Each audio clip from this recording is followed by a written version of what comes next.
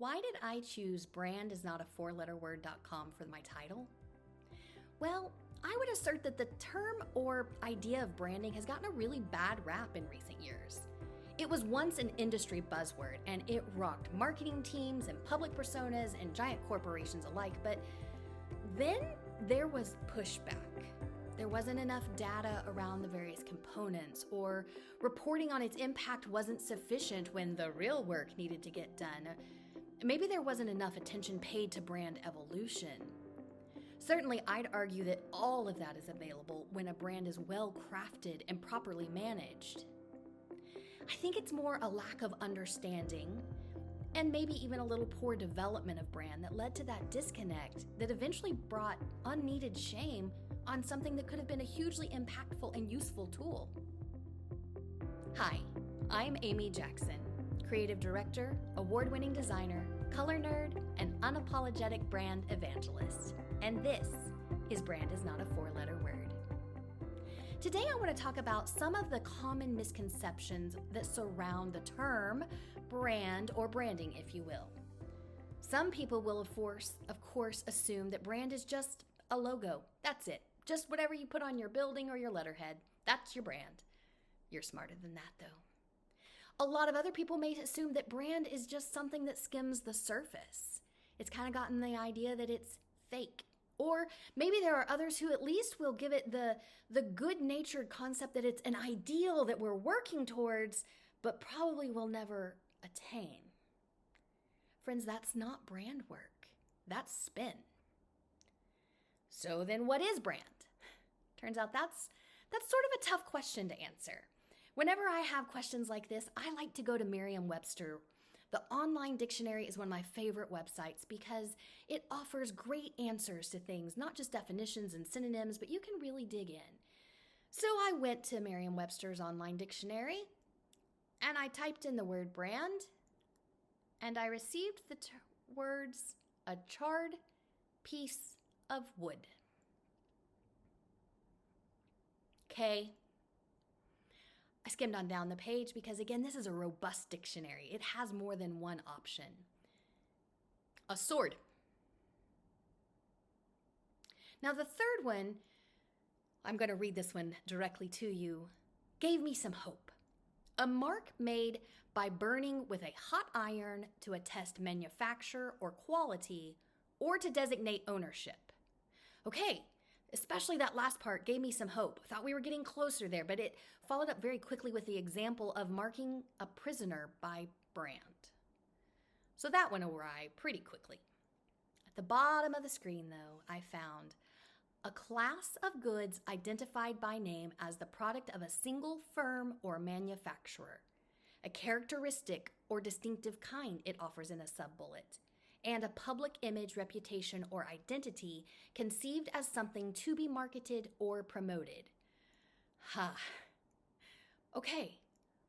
Goods identified by name, product of a single person, a single firm, a single manufacturer, characteristic, distinctive kind, public image, reputation, identity. We definitely know that, right? That's where we are. Something to be marketed or promoted. I think this is the closest we're going to get, and I'm afraid that it still lacks nuance. So I turned to one of my absolute favorite quotes by Michael Eisner. Now, he was the CEO of Disney between 1984 and 2005. That 20-ish years, yes, I can do that math, was really integral for the Disney brand. He came in at a low point for the animation studio, and he really helped build up the brand experience and the brand promise. He really dug in and helped build something that now, another 20 years down the road, still holds as one of the strongest brands because of the work done to strengthen it back in the 80s. So I think we can really trust Michael when he offers us this. And again, I'll read. A brand is a living entity, and it is enriched or undermined cumulatively over time, the product of 1,000 small gestures. I love that quote. A living entity, enriched or undermined cumulatively over time, the product of 1,000 small gestures, not one or two or 10, thousands. In my brand talks and workshops, I like to play a game that's called, Is This a Brand? where we look at images of specific logos or products, even some photos that will offer experiences, and we'll talk together, is this a brand or is this not a brand? Most of the time, the participants are receive a little paddle that says yes on one side, no on the other. Sometimes they're three-sided, yes on one side, no on the other, and that third side says just here for the free lunch. I see just a free lunch quite a bit, and I respect the honesty. So for instance, we might look at a logo for an airline. We'll talk about this particular airline. We'll look at the actual elements of the logo. We'll talk about how is this a brand or not a brand. We'll vote. Then we'll look at a photo of the inside of this airplane cabin, and maybe the screen is down for a safety briefing so you can see some of those brand assets. And we ask again, is this a brand? Yes, no, free lunch. We'll even look at a photo of the airport lounge itself with the plane out in the distance and the logo on the tail, and we'll say, is this a brand? Yes, no.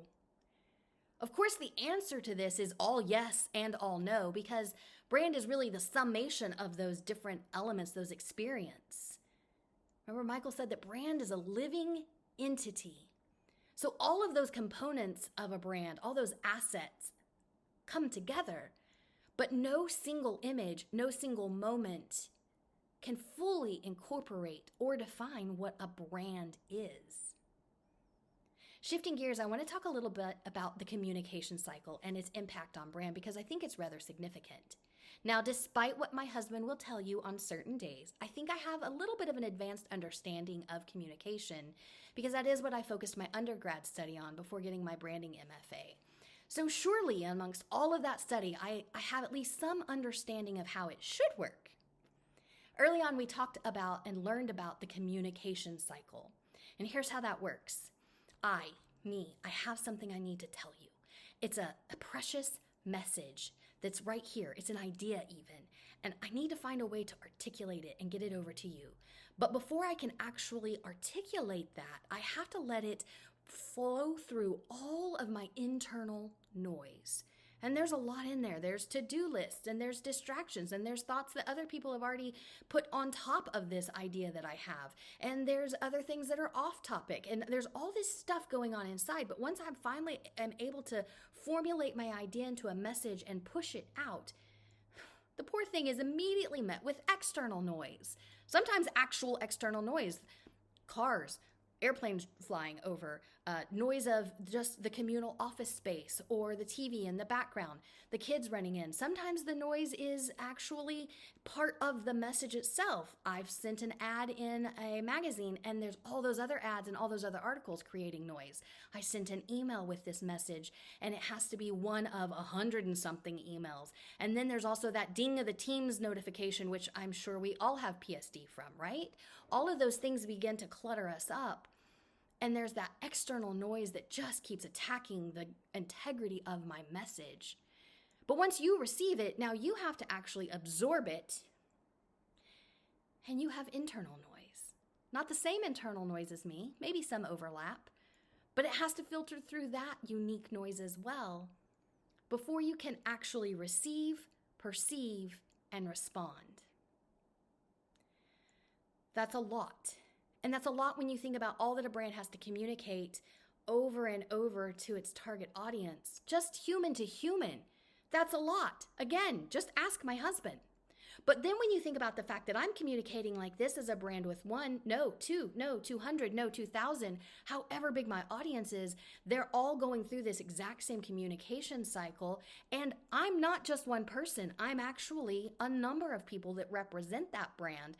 And we're all communicating in this cycle. And then, let's talk about the fact that it's not just like this, but also the community is talking amongst itself. And that's affecting what comes back. And we're talking amongst ourselves as well. Oh, that's a lot for a brand. So if I was asked how I would define a brand, I would say it's everything. And maybe that feels like a cop-out, but think about it. It really is everything. At least it's everything we say and do, and there's not much left, right? Whenever we're representing a brand, something, someone, an organization. But it's not just everything we say and do. We've already talked about this in the cycle, man. It's also the community's perception of what those things are that we're saying and we're doing.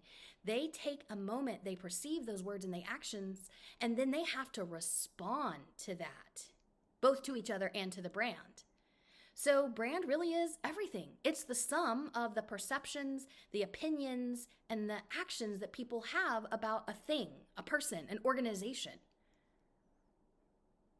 It's brand that actually gives that communication cycle some consistency and clarity. So here's today's brand hack. If everything we talked about feels overwhelming and you think, I don't know where to begin, consider this: 1,000 small gestures. Michael talks about how it is built up over a cumulative amount of time, those 1,000 small gestures. So take a look at yours.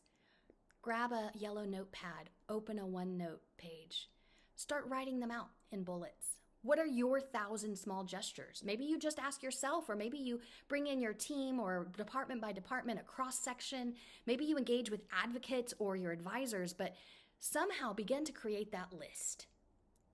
Could be your answering system, how the invoices are laid out and how you can interact with them for payment, social media engagement, customer service greetings, tech manuals, videos on your site, your website itself. What are all of those 1,000 small gestures that your audience experiences every single day, once a month, once a year?